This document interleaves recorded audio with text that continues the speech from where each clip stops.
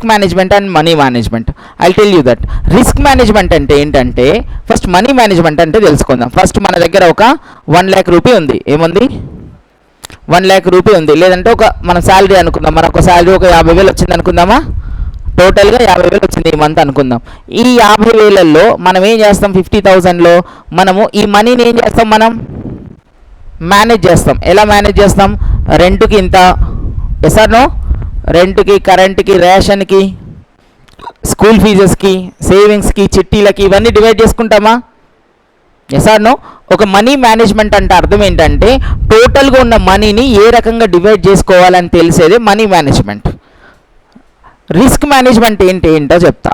దీన్ని మనం trading point of వ్యూలో రాసుకుందాం. ఓకే, ట్రేడింగ్ పాయింట్ ఆఫ్ వ్యూ ఎలా ఉంటుందంటే, ఫర్ ఎగ్జాంపుల్ మన దగ్గర ఒక $1,000 ఉన్నాయి. ఎంత? $1,000 ఉన్నప్పుడు మనం ఏం చేస్తామంటే, నేను పర్ డే రిస్క్ వచ్చి, పర్ డే రిస్క్ లేకపోతే ఇంకా పర్ డే కంటే ఇంకా సింపుల్గా చెప్తా, పర్ మంత్ అనుకుందాం. పర్ మంత్ నేను ఒక $300 వరకు లాస్కి నేను రెడీగా ఉంటాను. ఈ మంత్లో నేను ఒక $700 నుంచి $800 వరకు ప్రాఫిట్ తీయడానికి ట్రై చేస్తా. ఓకేనా?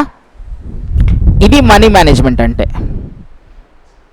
ఈ మంత్లో నా దగ్గర ఒక $1,000 ఉన్నాయి. ఈ $1,000లో $300 వరకు లాస్ వెళ్ళినా పర్వాలేదు. ఓకే, ఒక $700 వరకు ప్రాఫిట్ తీయడానికి నేను వర్క్ చేస్తా. అంటే ఒక మంత్లీ ప్లానింగ్ని మనీ మేనేజ్మెంట్ అంటాం. ఓకేనా? Yes or no. ఈ మంత్ నేను ఎంత అనుకుంటున్నా? $300 రిస్క్ అనుకుంటున్నా. ఓకేనా? ఇప్పుడు ఈ $300 రిస్క్ని నేనేం చేస్తానంటే డైలీ వైజ్గా డివైడ్ చేస్తా. అర్థమైందా? అంటే ఈ పర్ డే వచ్చి పర్ మంత్ వచ్చి $300 కదా. ఎస్, ఇప్పుడు చెప్పండి పర్ డే ఎంత వస్తుంది సాయి? పర్ డే లిమిట్ వచ్చి ఎంత? $10. 30 days అనుకుందాం. యాక్చువల్గా 22 days ఉంటుంది, 30 days అనుకుందాం రఫ్లీ. 30 daysలో నేను ఎవ్రీడే $10 వరకు రిస్క్ చేస్తాను. ప్రాఫిట్ ఏమో లాస్ వస్తేనేమో $10 వరకు ఆపేస్తా, ప్రాఫిట్ వస్తేనేమో నేను $30 వరకు ప్రాఫిట్ తీయడానికి ట్రై చేస్తా. ఎన్ని డాలర్స్ అంటే ఎంత? 1:3. 1:3 రేషియోలో నేను ఏం చేస్తానంటే డైలీ లిమిట్ ఏదైతుందో నేను సెట్ చేసుకున్నా. నా రిస్క్ ఎంత ఉంటుంది? $10 ఉంటుంది. నా రివార్డ్ ఎంత ఉంటుంది? దీన్ని మనం, ఇదేమో మనీ మేనేజ్మెంట్ అంటాం, దీన్నేమో మనం రిస్క్ మేనేజ్మెంట్ అంటాం. అర్థమైందా? ఈరోజు ఎంత రిస్క్ చేస్తా, నాకు ఎంత ప్రాఫిట్ వస్తుంది? ఈ $10 లాస్ వచ్చింది అనుకోండి, ఈరోజు క్లోజ్. రైట్? $30 వచ్చింది అనుకోండి, okay, I'm satisfied, I'm close. ఈ రిస్క్ మేనేజ్మెంట్, మనీ మేనేజ్మెంట్ ఎవరికి అర్థం కాదు. వచ్చిందంటే కొట్టుడిగా. అర్థమైందా? సబ్జెక్ట్ను నేర్చుకుంటే సబ్జెక్ట్ అనేది 25% సక్సెస్. సెకండ్, నువ్వు నేర్చుకోవాల్సింది ఏంటంటే, ఆ సింపుల్గా చెప్పాలంటే కత్తిని ఇష్టం ఉన్నట్టు తిప్పరు, ఆర్డర్ వైజ్గా తిప్పుతారు, లేకపోతే మనకి చదువుతారు. అర్థమైందా? మీకు విద్య వచ్చు కదా అని ఎక్కడ పట్టాక అప్లై చేయకూడదు. అర్థమైందా? సబ్జెక్ట్ సెటప్స్ ఏదైతే నేర్చుకుంటావో ఆ సెటప్ని ఈ ప్రాపర్ రిస్క్ మేనేజ్మెంట్ తోటి మనం అప్లై చేయాలి. ఇంకో రకంగా చెప్తా, మనం పాతకాలంలో యుద్ధం చేసేటప్పుడు లెఫ్ట్ హ్యాండ్లో ఒకటి ఉండేది, ఇది ఆపడానికి. ఏంటది? ఇది దాని పేరు ఏమంటారు? షీల్డ్. ఎస్, డాలు. Yeah, shield. ఈ షీల్డ్ ఎందుకు? ఈ కత్తున్నాక ఇది షీల్డ్, ఇది అటాక్. మీకు అర్థమైందా?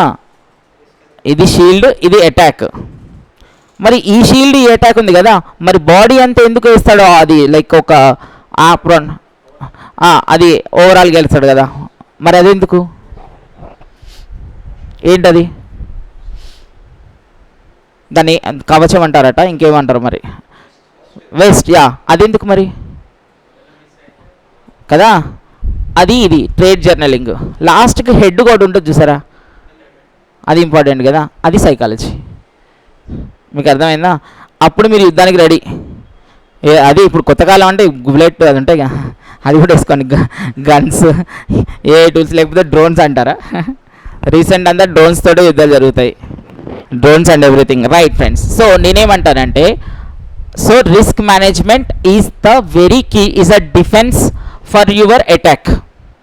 If you don't know how to defence yourself, attack అనేది లేదు. ఇంకా సింపుల్గా చెప్తానండి. క్రికెట్ మనం ఆడేటప్పుడు సార్ మీరు ఇష్టం ఉన్నట్టు కొడితే వాడు ఏమంటాడంటే కోచ్ ఫస్ట్ కొడతాడు మిమ్మల్ని. ఫస్ట్ నీకు చెప్పేది ఏంటంటే కోచ్ నువ్వు 6 కొడతావా సింగిల్ కొడతావా తర్వాత ఫస్ట్ వికెట్ కాపాడుకోరా బాబు. నువ్వు వికెట్ ఉంటే నువ్వు తర్వాత సింగిల్ కొట్టు 6 కొట్టు ఏదో ఒకటి కొట్టు, ఫస్ట్ వికెటే లేకపోతే ఫస్ట్ నువ్వు వికెట్ కాపాడుకో. ఫస్ట్ డిఫెన్స్ నేర్చుకో అటాక్ అంటే ముందు. నువ్వు డిఫెన్స్ నేర్చుకుంటే అటాక్ ఖచ్చితంగా ఏదో బాల్ లూజ్ బాల్ పడుతుంది, ఆ లూజ్ బాల్ పడ్డదాన్ని 6గా కన్వర్ట్ చేయొచ్చు. Yes or no? If you are in a crease you have multiple opportunities. If you don't have, మీరు క్రీజ్లో లేకుండా మీ క్యాపిటల్నే రిస్క్ మేనేజ్మెంట్ లేకుండా బర్న్ చేస్తే ఆ తర్వాత నువ్వు లూజ్ బాల్ పడ్డప్పుడు ఏం చేస్తావు? దిక్కులు